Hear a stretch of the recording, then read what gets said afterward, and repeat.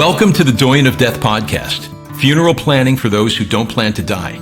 It's all about end-of-life issues and getting the conversation started about our 100% mortality rate. This series is hosted by Gail Rubin, certified thanatologist and the Doyenne of Death. A doyenne is a woman who's considered senior in a group and knows a lot about a particular subject. Well, that's Gail. She knows all about creating the party no one wants to plan, a funeral or memorial service. She discusses the changes death can bring, and she'll make you laugh. This series includes episodes previously released as A Good Goodbye, a treasure trove of evergreen podcasts about funeral planning issues.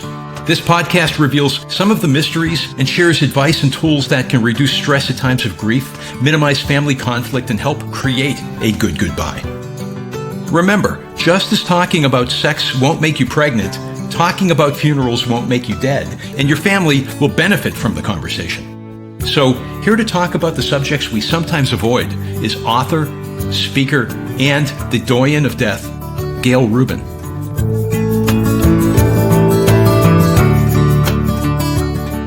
Near-death experiences are experiences that happen when a person is either clinically dead, near death, or in a situation where death is likely or expected.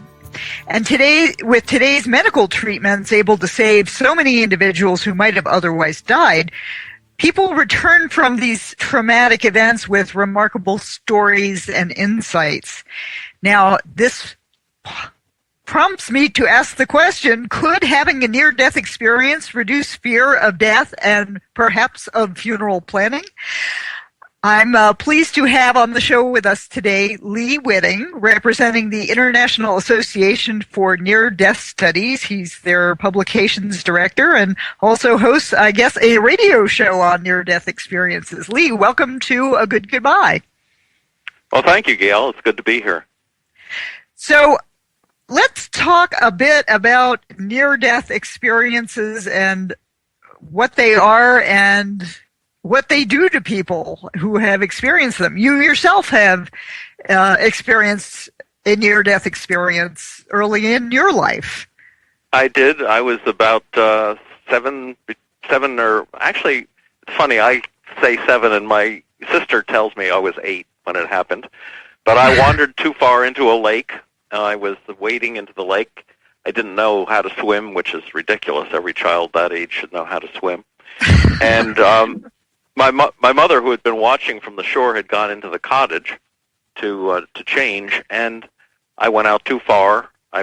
The bottom fell out from under me. I went down once. I came up and screamed, and fortunately my mother heard me. But as I screamed, I completely emptied my lungs, which is absolutely the wrong thing to do, and of course I went down to the bottom of the lake. However, I watched from up in a birch tree because my soul, or consciousness, or mind, whatever you want to call it, was up in a birch tree watching as my mother ran down to the shore, dove in her pretty red dress. She probably didn't expect to be going swimming at that moment, found me, dragged me out, and threw me face down over a log, and sort of invented CPR, because this was a long, long time before CPR was being taught. Pumped on my back, as she said later, trying to get the water out of my lungs. In the meantime, I was up in this birch tree just watching this whole thing, and I saw off to the right that there was a light, and I knew somehow, automatically that I could go there. But there was my mother, and she was very upset, clearly, and I was 7 years old, and I thought, well, I better not leave my mother. So then I was back in my body. Wow. Some people have much more profound NDEs than that, and I can tell you about that if you'd like. Well, yes. So a near-death experience, how are they perceived by different people? Well, it's interesting. Scientists are only now beginning to get interested in it. Up until Raymond Moody wrote his book back in the 70s, and Elizabeth Kubler-Ross and Raymond Moody together founded the IANDS, the International Association for Near-Death Studies, along with several other people. before that, it wasn't really talked about, although they must have been going on. The earliest story that I know about of near-death experience was written by Plato, 400 BC, about a soldier named who died in the battlefield, was carried back, and 12 days later, when he was they were about to light the funeral pyre to consume his body, he suddenly sat up and he said, "I've been sent back to tell you what happens when we die." Wow. And the story, Plato goes on, this is in the Republic, at the end of the Republic, Plato goes on to say, so this is what described. And he described going into sort of an Elysian field with the other soldiers who had died with him. And they come to a river, and they're supposed to drink from it at some point so that they will forget their past life and go on into their next life. But he's told not to, because he's going to go back and tell people about what death is all about. And he said they come to there's a door that leads down into a sort of a temporary, like a purgatory, where you repent for your sins if you're judged to be necessary. If you're judged that you need that.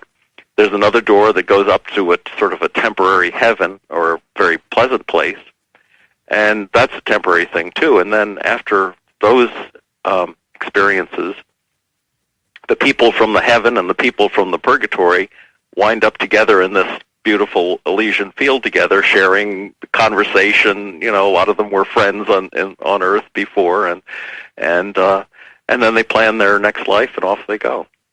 Wow. So this was a early story about this, but in many ways it reflects what people have experienced, and are experiencing today. As I mentioned to you, I'm a chaplain at a hospital in Maine. I was talking to a young man today who had been unconscious after driving his car into a tree, and really, it was very, very close to death. And he said, I said to him, because I do this with all the people I encounter who are close to death, well, what did you see on the other side? Do you remember anything? And he said, and suddenly his eyes brightened. He said, yes. He said, I had a conversation with my father, and apparently his father had died when he was very young, and when his father was young too. He didn't remember the details of the conversation, but I'm sure his father, and I told the boy this, I'm sure his father told him, next time, don't be drinking and driving, and next time wear a seatbelt. But I think, an experience like that, because, this almost in the ongoing conversation I had with him, it almost seemed to him that it was worth having destroyed his car and nearly losing his life just to be able to have talked to his father. So, wow. Anyway, so there's much more that goes on after we do our goodbyes. There is so much more that goes on with us and with the people we love after that on the other side. And there are so many people that I talk to who feel like death is a wall as opposed to a window or a door to something else. That when you die, you hit the wall and that's it. You are no more. But near-death experiences seem to indicate that it's really more of a transition, a window, or a door to something else. Well, it is. Our deaths are. I firmly believe, I guess it's more than belief since I've been over there, that we are eternal beings, that we have souls or consciousness or a mind as opposed to a brain. And even though there are still many scientists who say, the near-death experience is nothing more than a phenomenon of the dying brain and imagination that you're having, the tunnel and the light that people claim to see, it's just the dying of the optic nerve, and so that it's a narrowing of your perception of light. There have been so many near-deaths with what they call veridical experiences that have undeniable information comes back with the person. For example, this is a very common experience a patient is being operated on in the operating room. His heart stops. His soul leaves his body. Is floating up above the scene, looking down, watching the doctors, hearing everything the doctors and the nurses are saying to each other, watching the doctors trying to, doing CPR, trying to get the heart started again. Then you may drift into the next room or down the corridor. They are with their families and they hear conversations about, how upset they are that this is going on. And later, when all of this is done and they're restored to their bodies, they'll say, "Oh yes, doctor, I heard that. I heard you say this, and I heard her say that," and they'll talk with their families and say, "Well, how are we going to divide up the estate?" So you've got to be very careful in your conversations, because some people have changed their minds about how they're going to write their wills simply because they heard how their relatives were reacting to their near death. Interesting. We're going to go to a break here in another minute or so, but one of the things that struck me, you've gone on to do some really remarkable, wide-ranging things from over the course of your life. I mean, you were raised Catholic, but you went to Presbyterian Sunday school, and yes. You studied Buddhism and at Columbia University, yes, and then I was a Quaker during the Vietnam War and protested and marched. So you've got a wide-ranging spiritual background. Well, yes, and I think it's really important for chaplains to have that, because they're dealing with people of all different faiths, and so I feel very fortunate to have come to the career that I've got now. And when we come back from the break, we'll continue our conversation about near-death experiences, or NDEs, if we want to use shorthand, and also talking about the value of chaplains in hospitals, because, I have my own family experience we can talk about as well. We're talking with Lee Witting with the International Association for Near-Death Studies, and we're going to take a quick break here, and we'll be right back. You're listening to A Good Goodbye. Gail Rubin, the Doyenne of Death, has been producing Before I Die festivals for years. These festivals get end-of-life planning conversations started by putting the fun in funeral planning. Outside-the-box activities break down barriers to discussing death and planning for our 100% mortality rate. And now, Gail has created the Before I Die Festival in a Box, the comprehensive guide to producing your own community festival. It includes everything you need to create a successful event: how to find sponsors, build a team, market the event, schedule speakers, topics for discussion, workshop ideas, and much, much more. To learn how to get your Before I Die Festival in a Box, visit beforeIdiefestivals.com or call 505-265-7215. Welcome back. We're speaking with Lee Witting, representing the International Association for Near-Death Studies, and we're talking about near-death experiences. So, Lee, one of the things that I noticed on the website for IANDS is that you can have a pleasurable near-death experience or a distressing near-death experience. I read Eben Alexander's book, Proof of Heaven, and it seems to me in his 7-day coma, he went through both pleasurable and distressing near-death experiences. I think, yes. Are you familiar with his book? Yeah. Eben has been to several of our IANDS conferences, so I've talked with him several times, and he told us that the book that you read, Proof of Heaven, is only about a third of the book that he wrote, because the publisher only wanted to deal with this sort of extraordinary experience and not the ramifications of it. But he's working now on researching consciousness, the nature of consciousness. I mean, he's a very bright guy, and he just didn't want to leave it just as an interesting story. There are many, many interesting NDE stories out there. He wants to find out what's really going on, and what's the nature of consciousness versus the nature of the brain, which, of course, as a neurosurgeon, he was completely familiar with.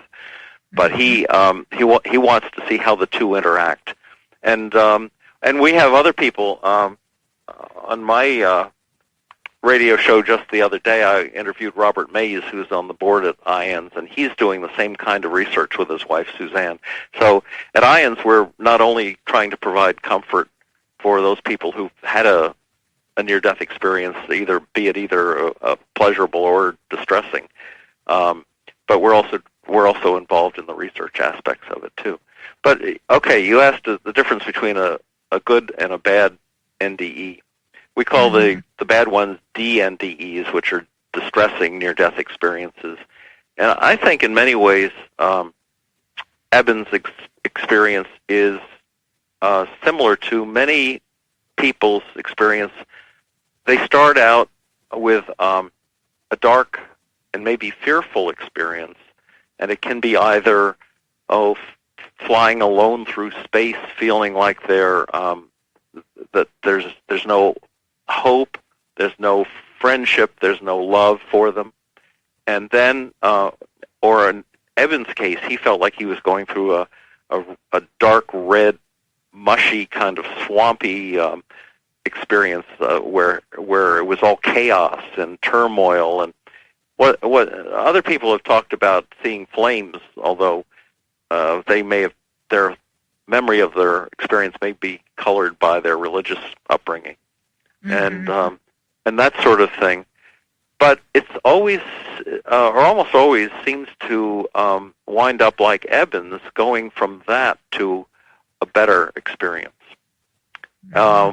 He came into a beautiful garden with flowers opening and butterflies, and of course you read the book. He meets on this butterfly. He said there was this angel on the other wing of this enormous butterfly that they were flying on together, and through this beautiful garden. And she told him that he everything was going to be all right. He had nothing to be afraid of. He was going to go back. And later on, as the story evolves, I'll give away the story. Spoiler alert! He discovers that this beautiful angel that he was flying on the butterfly with was a long lost sister that he had no knowledge of. And when he's shown a picture long after this experience, he realizes that's who that was. Girl on the butterfly that was the girl wing. Yeah. On the butterfly wing.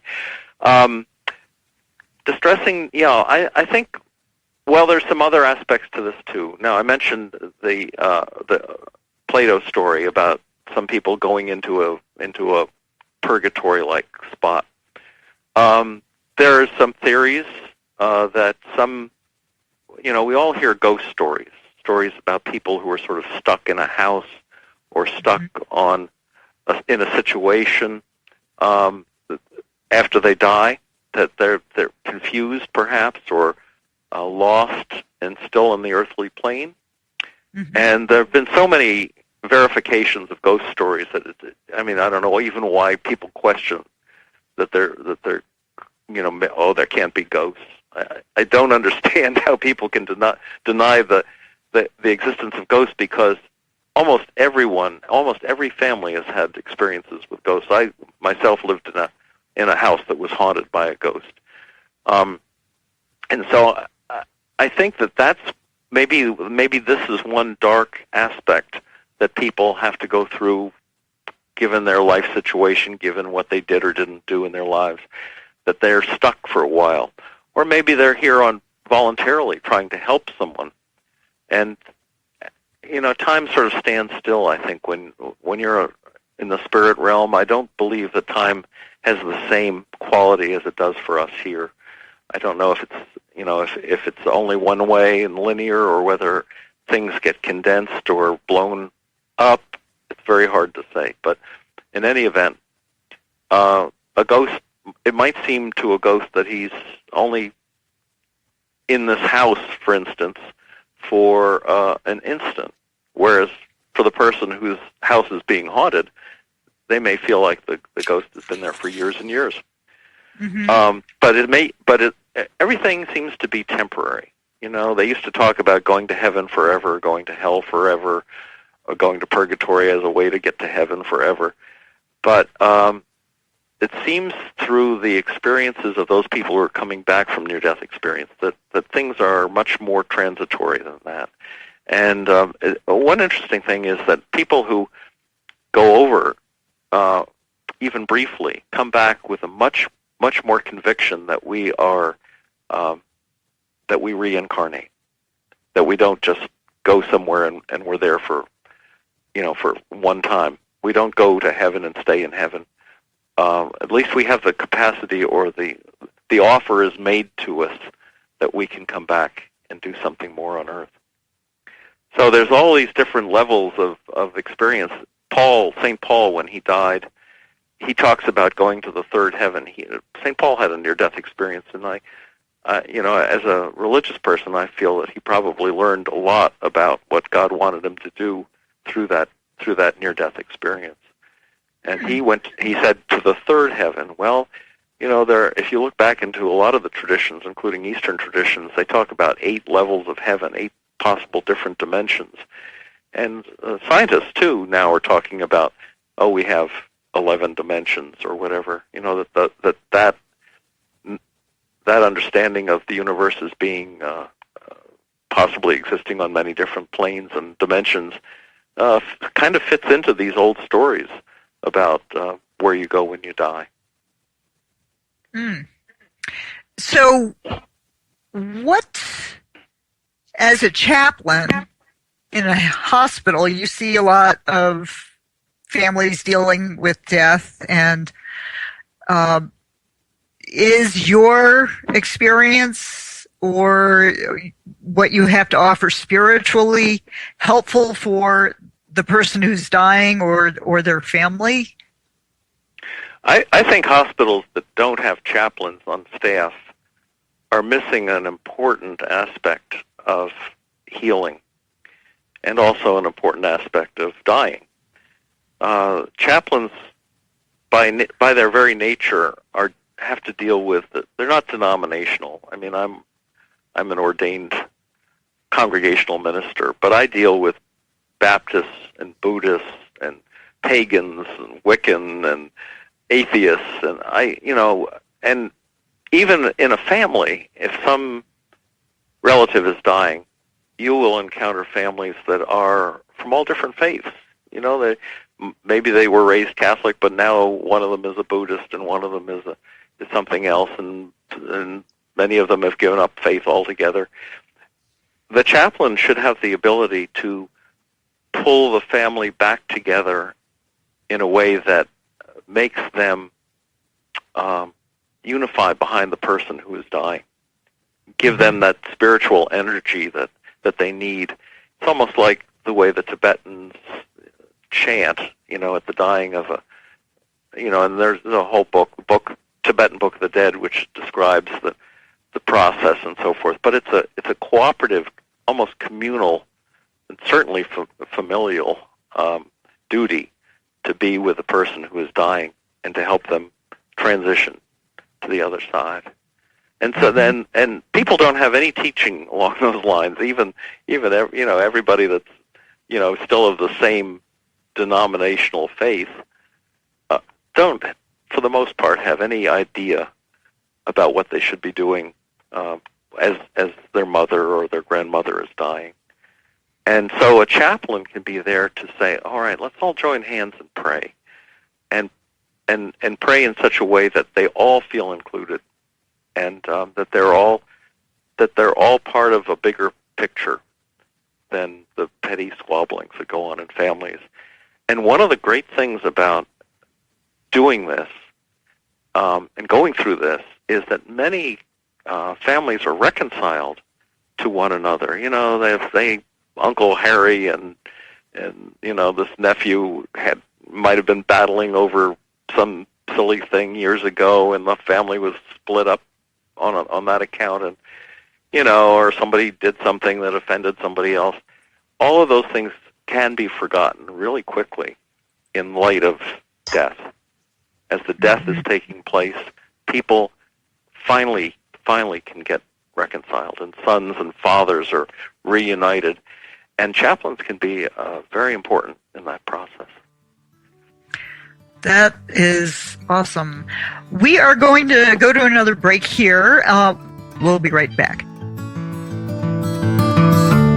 Gail Rubin, the Doyenne of Death, is the author of 3 award-winning books. In A Good Goodbye, Funeral Planning for Those Who Don't Plan to Die, learn how to save money, reduce family conflict, and minimize stress at a time of grief. Just as talking about sex won't make you pregnant, talking about funerals won't make you dead, and your family will benefit from the conversation. Kicking the Bucket List, 100 downsizing and organizing things to do before you die, brings a light touch to downsizing and organizing for end-of-life issues. And Hail and Farewell, Cremation Ceremonies, Templates and Tips, helps you easily create meaningful memorial services with sample scripts, suggested readings, and music recommendations. These fine books by Gail Rubin, The Doyenne of Death, are available on Amazon and wherever books are sold. For more information, visit agoodgoodbye.com. Thanks for listening. This is part 1 of our 2-part episode. Stay tuned for part 2 coming next week. Thank you for joining us on the Doyenne of Death Podcast. You can find episodes of this podcast and past episodes of A Good Goodbye with Gail Rubin on iTunes or wherever you listen to podcasts. For more information on Gail's work, visit agoodgoodbye.com.